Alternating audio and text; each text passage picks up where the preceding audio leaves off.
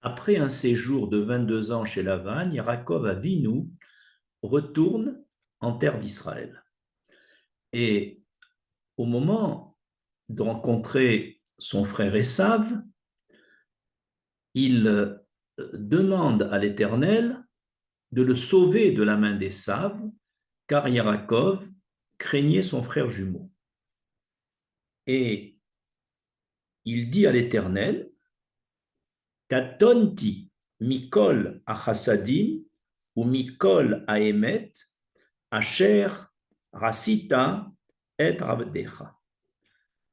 Je traduis, Yaakov dit à Kadosh Baruch Hu, au verset 11, je suis trop petit pour tous les bienfaits et toute la fidélité que tu as témoigné à ton serviteur. Ce verset suscite 4 questions dont les réponses vont être pour nous autant de messages. La première question qu'on peut se poser, quelle était l'intention de Yaakov Avinu dans son affirmation Katonti mikol achassadim ou mikol aemet.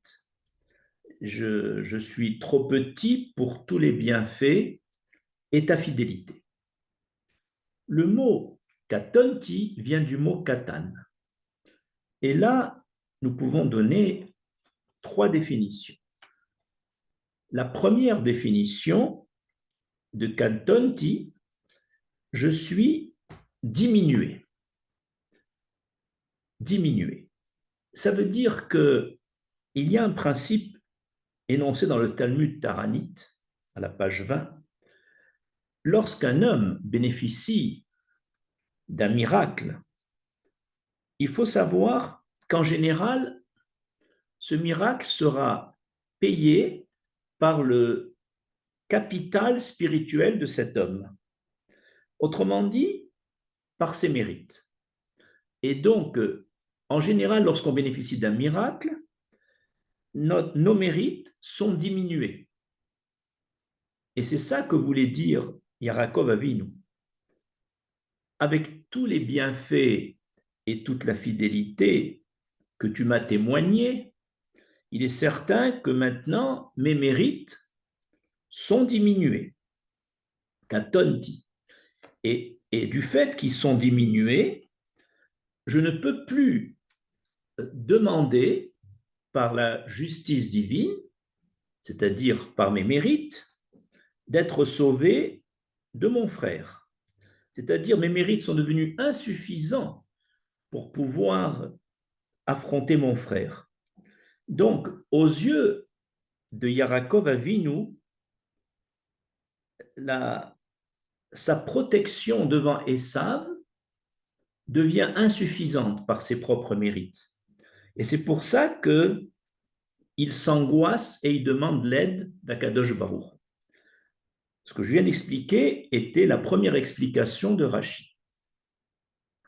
D'ailleurs, toujours dans cette première explication, nous savons que Abraham Avinu, lorsqu'il avait été miraculeusement sauvé du four de Nemrod et de la guerre des 4 rois, Abraham craignait que ses mérites aient été amputés fortement pour payer, entre guillemets, ces miracles.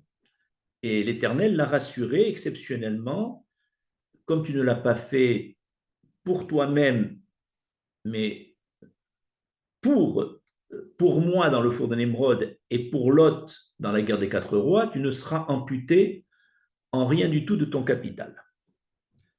Deuxième explication du mot katonti. Ça vient du mot katan, donc je suis devenu plus petit. Cette deuxième explication est donnée également par Rashi. Quelle est l'intention de Yaakov en disant « je suis devenu plus petit » Yaakov craignait entre le moment de la promesse de l'Éternel de le protéger au moment de son départ chez Lavan et le moment de son retour, il craignait que dans l'ambiance de la vanne, il est péché, soit par un acte, soit par une parole, soit même par une pensée, et que donc, comme la promesse de l'Éternel, elle n'est pas inconditionnelle. Dans quel cas la promesse de l'Éternel est inconditionnelle? Lorsqu'il s'agit d'une prophétie. Alors là, la prophétie se réalisera. Mais quand l'Éternel fait une promesse à un homme, à un sadique comme Yarakov, cette promesse ne tient que si la conduite morale a été irréprochable après la promesse. Et donc, que craignait Yarakov? Que Igrom achet, c'est-à-dire qu'il craignait qu'une faute quelconque qu'il aurait faite, même par inadvertance, vienne diminuer la protection. Et c'est pour ça que ici, donc, ce n'est pas la perte de ses mérites, mais ici, c'est sa diminution, c'est-à-dire son rapetissement personnel, il le craignait. Et la troisième explication du mot katonti, devenir petit, ça veut dire devenir indigne. C'est l'explication donnée par le Ramban, qui dit que katonti, dans l'intention de Yarakov, c'est je suis devenu indigne de tes bienfaits et de ta fidélité, et pourtant, malgré ma petitesse, tu m'as accordé tous ces bienfaits. Par ta seule bonté, je ne les mérite pas, mais par ton chesed. Alors je t'en supplie, sauve-moi également de la main de mon frère, moi qui suis indigne de tous ces bienfaits, sauve-moi toujours par ce même chesed, même si je ne le mérite pas. Nous allons passer à une deuxième question.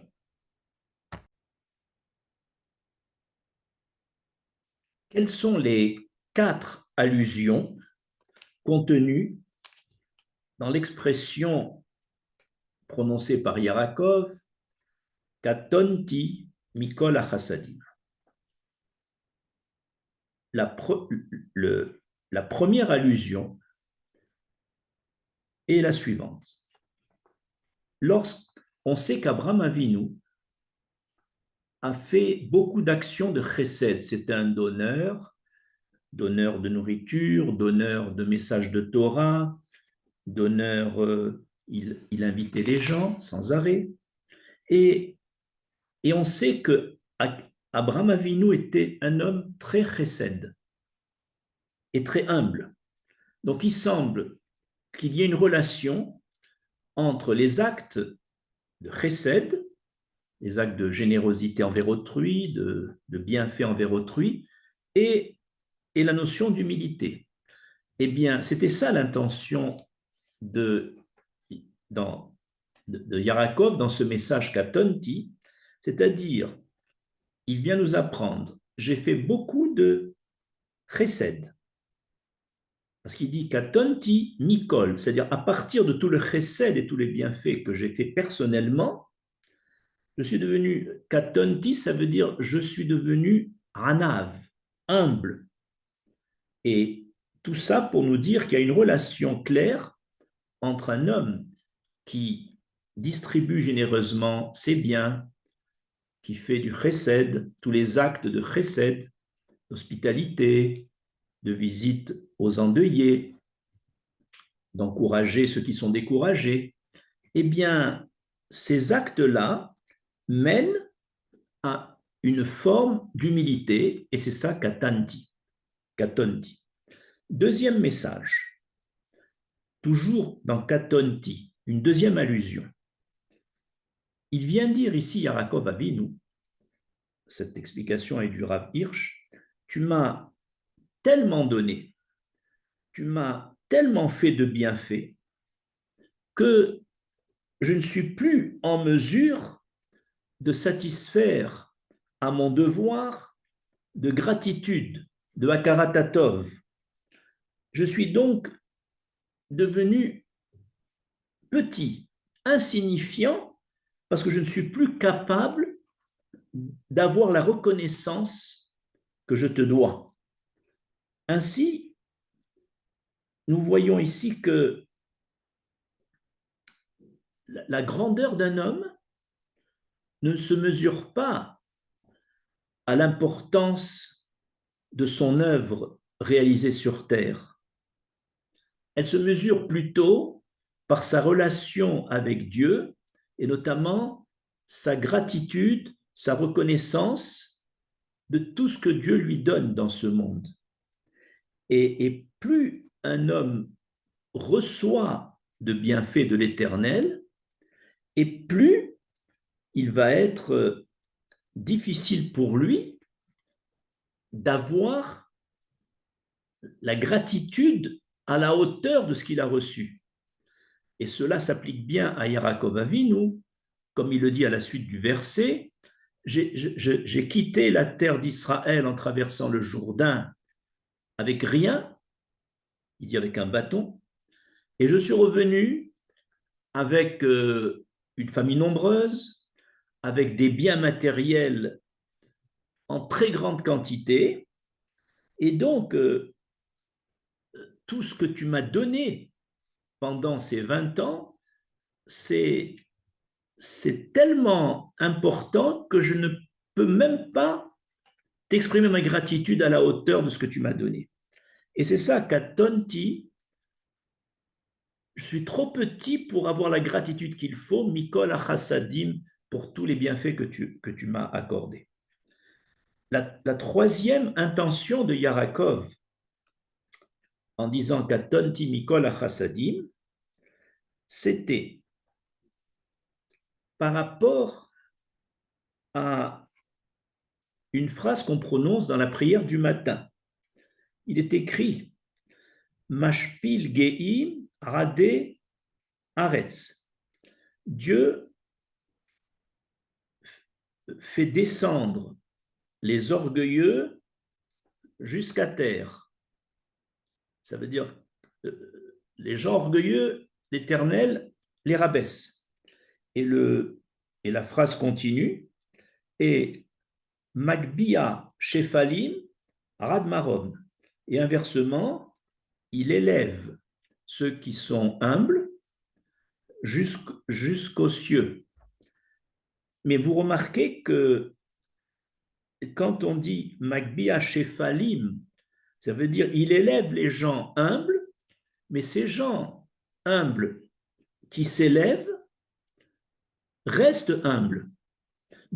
Ils ne s'enorgueillissent pas du niveau que l'Éternel leur a donné. Et c'est là que vient dire Yaakov Avinu.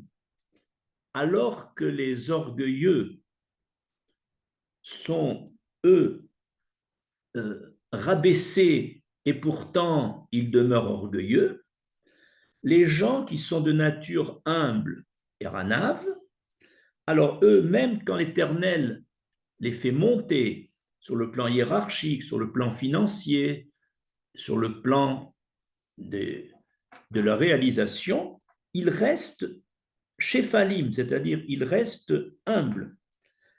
Et c'est ça que veut dire Yaakov Avinu.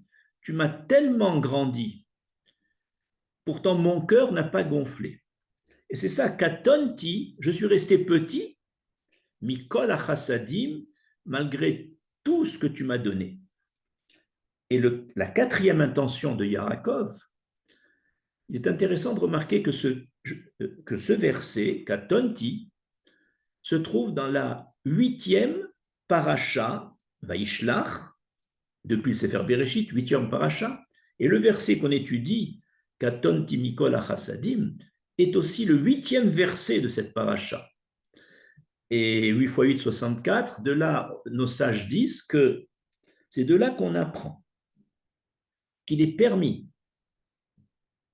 à un homme d'avoir un 64e d'orgueil.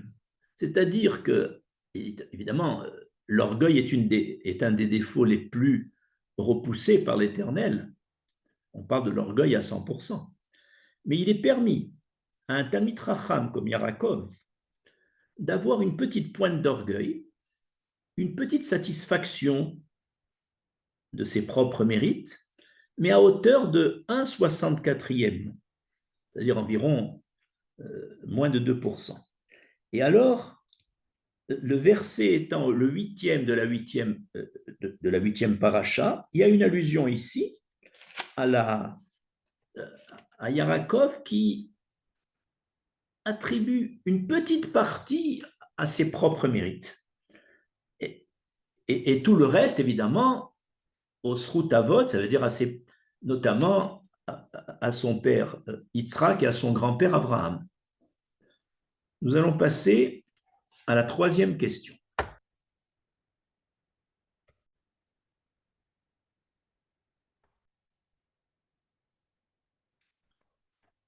La troisième question, quelle est la différence entre l'expression chassadim et l'expression emet? Puisque Yarakov a dit katonti mikol a chassadim ou mikol a emet. Alors, selon Ramban, les chassadim sont des bienfaits accordés par l'Éternel, mais qui se maintiennent, qui n'ont pas d'interruption. Un peu comme le émet, la vérité se maintient. La vérité perdure au cours du temps, contrairement au mensonge.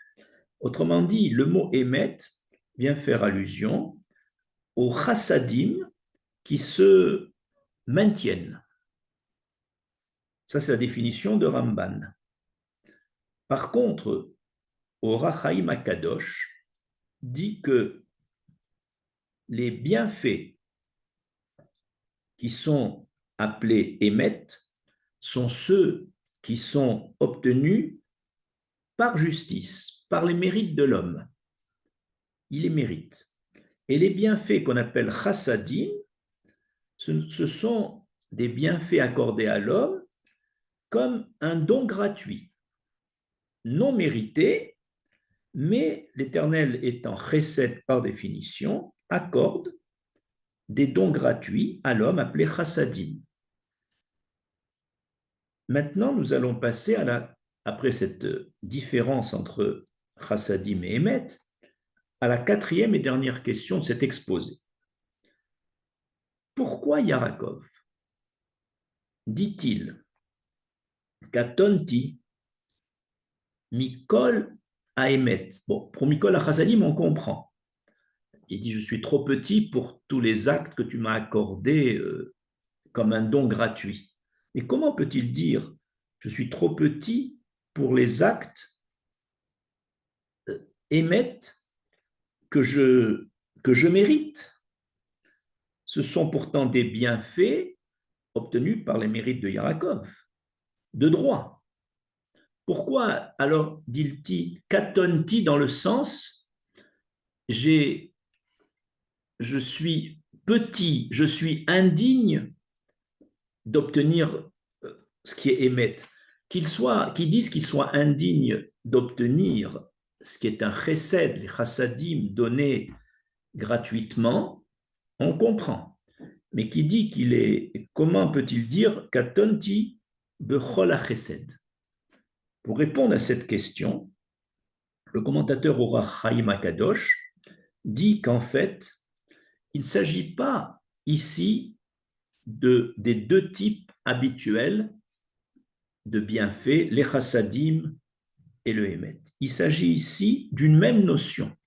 Quand il dit bechol chassadim ou bechol émet, il s'agit de ce qu'on appelle le émet chez Bachesed. Ça veut dire le émet, c'est-à-dire c'est le véritable chesed. Comment comprendre que ce qu'on appelle le émet amiti, le véritable chesed? Pour comprendre pourquoi Yarakov a parlé ici, je suis trop petit par rapport au véritable chesed que tu m'as donné, qu'est-ce que le véritable chesed? Donnons ici une parabole. Un donateur a offert un bijou précieux à un donataire.